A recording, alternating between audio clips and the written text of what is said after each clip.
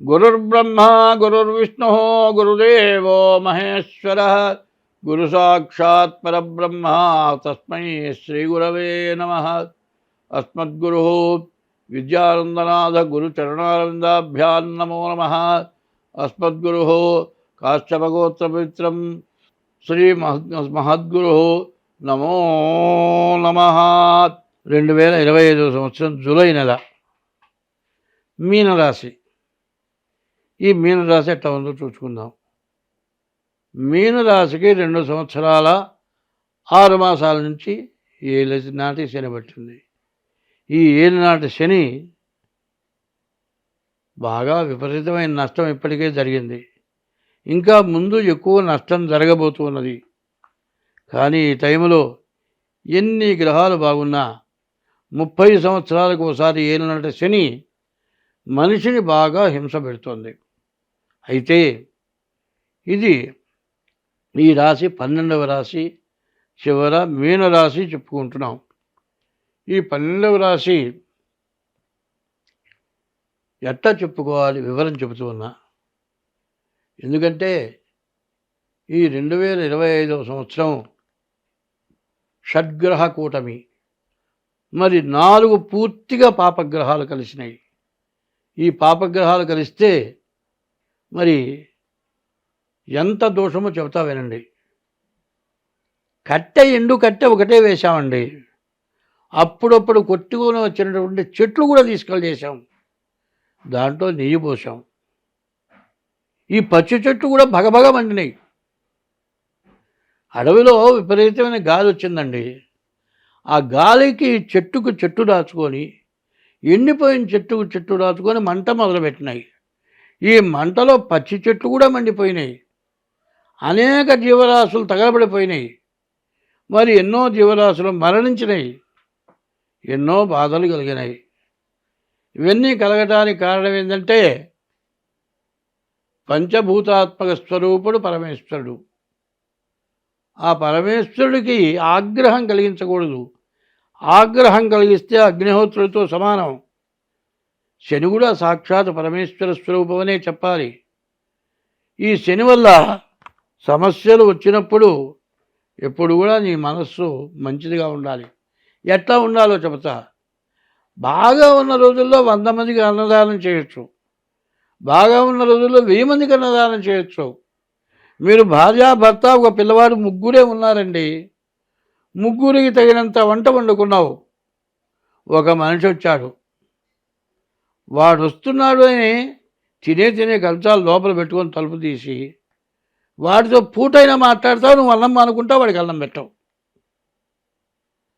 దానికంటే 1000 మందికి అన్నదానం చేసిన దానికంటే ముందు వాడి కడుపు నిండా అన్నం పెట్టి మిగిలిన వాళ్ళు ముగ్గురు కూడా తలా అంత తగ్గించుకుంటే ప్రాణం పోదు, చచ్చిపోరు. ఆకలి తీరుతుంది. తన పని తను చేసుకోగలుగుతారు. మిగిలింది కదా అని తినగలిగిన దానికంటే ఎక్కువ తింటే ఎక్కువ ఆయాసం, తక్కువ తింటే ఏ పనైనా చేయగలుగుతాం. ఒకరి పెడితే ఇంకా మంచి పని చేయగలుగుతాం. ఇట్లాంటి దానం అన్నదానము కన్నా అధిక దానము లేదు. అన్నదానాన్ని మించిన అధిక దానం లేదు. తల్లిదండ్రుల కన్నా దైవమేరి, తల్లిదండ్రులను మించిన దైవం లేదు. సత్యశీలత కన్నా జగతీ తపం వేది. సత్యం చెప్పటం, శీలత, నీ నుంచి ఎవరికి అపకారం జరగకుండా ఉంటాం. జగతిలో తపస్సు లేదు. దయ కంటే ఎక్కువ ధర్మం ఏది? దయ ఎట్లా ఉండాలి? ప్రాణం పోయే టైంలో అన్ని నీళ్లు పోస్తేనే ప్రాణం పోతుంది. అటువంటి ఏ జీవరాశికైనా మరి కపము నిండుకొని వస్తుంది. అప్పుడు ఆ కాసి నీళ్లు పోస్తే అది పెద్ద దయ. దయ కంటే ఎక్కువ ధర్మం ఏది? సుజన సంగతి కన్నా చూడ లాభం వేది. మంచిని చూసిన దానికంటే వేరే లేదు. సుజన సంగతి కన్నా చూడ లాభం వేది.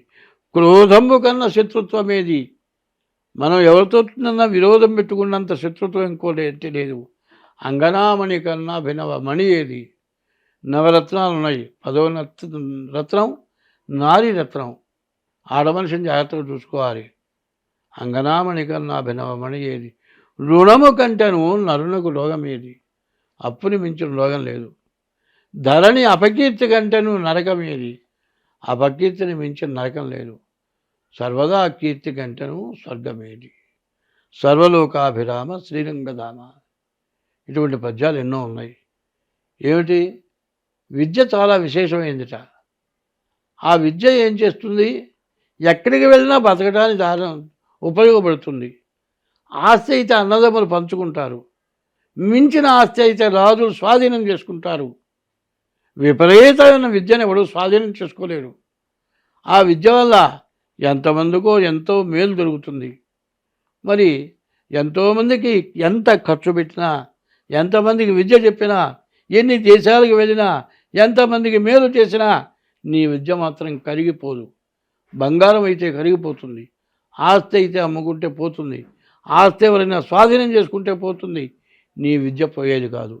ఈ విద్య ఎటువంటిది? నీవు బతుకున్నంత వరకు ఎంతోమందికి ఎంతో ఉపకరించడమే కాక, నీవు పోయిన తర్వాత నీ శిష్యులేమంటారు? మా గురువుగారి దయవల్ల నేను ఇంతవరకు వచ్చానంటాడు. గురువుగారి పేరు చెప్పుకొని నీ శిష్యుడు లాంటి వాళ్ళని ఎంతోమందిని తయారు చేస్తారు. నీవు చచ్చిపోయి కూడా బతుకున్నవాడు అవుతావు. దురాగతం చేస్తే బతుకున్నవాడు చచ్చిపోయినవాడు అవుతాడు.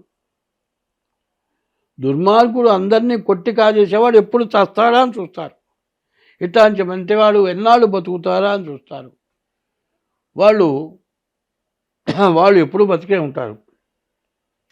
ఒక చెట్టు వేసినవాడు, ఒక మామిడి చెట్టు వేసినవాడు మామిడి పండ్లు కాసినంత కాలం వాడు స్వర్గంలోనే ఉంటాడు. కొనుక్కొచ్చి దానం చేసిన వాడికంటే ఒక మామిడి చెట్టు వేసి వృక్షమై కొన్ని వేల కాయలు పండుతుంటే వాటిని జనం తింటూ ఉంటే వాడికి మళ్ళీ పునర్జన్మ లేదు. విద్యని పంచిన వాడికి మళ్ళీ పునర్జన్మ లేదు. కాబట్టి ఈ రాశి వాళ్ళకి ఎంతో చెడు టైం. కాబట్టి మంచి వాళ్ళు చెప్పింది వినండి. మీ డేట్ ఆఫ్ బర్త్ ద్వారా మీ జాతకం చూపించుకోండి, అన్ని విధాలా బాగుంటుంది. మరి ఇప్పుడు 2024 నుంచి 2028 వరకు కూడా ఎప్పుడు కూడా ఎలక్షన్ తిరిగితే పార్లమెంటు మెంబర్లు, అసెంబ్లీ మెంబర్లు మరి ప్రజల ఓట్లతో గెలిచి వచ్చినటువంటి వాళ్ళే రాష్ట్రపతి, ప్రధానమంత్రి, మిగతా మంత్రులు ఎట్లా ఉంటారో మరి పంచాంగరీత్యా 9 గ్రహాలు కూడా రాజు, మంత్రి, సేనాధిపతి అట్లా ఉంటారు. అందులో ఈ సంవత్సరం 6 పాపగ్రహాలు, 3 శుభగ్రహాలు. ఈ పాపగ్రహాల వల్ల వచ్చేది ఏమిటో మనకు తెలుసు కదా. దుర్మార్గుల వల్ల జరిగేది ఏంటో తెలుసు కదా. మంచి వాళ్ళ వల్ల జరిగేది ఏంటో తెలుసు కదా. అట్లా పాపగ్రహాల వల్ల రాష్ట్రం, దేశం, విదేశాలు, ప్రపంచం, అందులో మనకు పాకిస్తాన్ నష్టం. ఎవరికన్నా లాభం వచ్చిందా? యుద్ధమా? పబ్లిక్ యుద్ధం కాదు, అంతర్యుద్ధం. ఇంట్లో భార్యాభర్తలకి, తండ్రి కొడుకులకి, తల్లి బిడ్డలకి కుటుంబ కలహాలు, చేసే ఉద్యోగం చోట మరి నలుగురు కలిసి చేస్తూ ఉంటే వాళ్ళల్లో కలహాలు.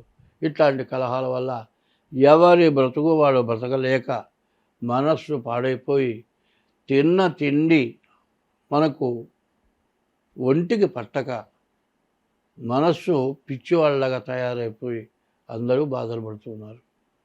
అటువంటి వాళ్ళందరినీ కూడా యక్కర్త జగతాం భర్త సంహర్త మహసాం నిధి ప్రణమామి తమాదిత్యం బహిరంతస్తమోపహం. లోపల వెలుపల ఉన్నటువంటి, పైన భూమిలో ఉన్నటువంటి ఆ భగవానుడికి నమస్కారం చేసి మమ్మల్ని అందరినీ కూడా రక్షించమని కోరుతూ స్వస్తి.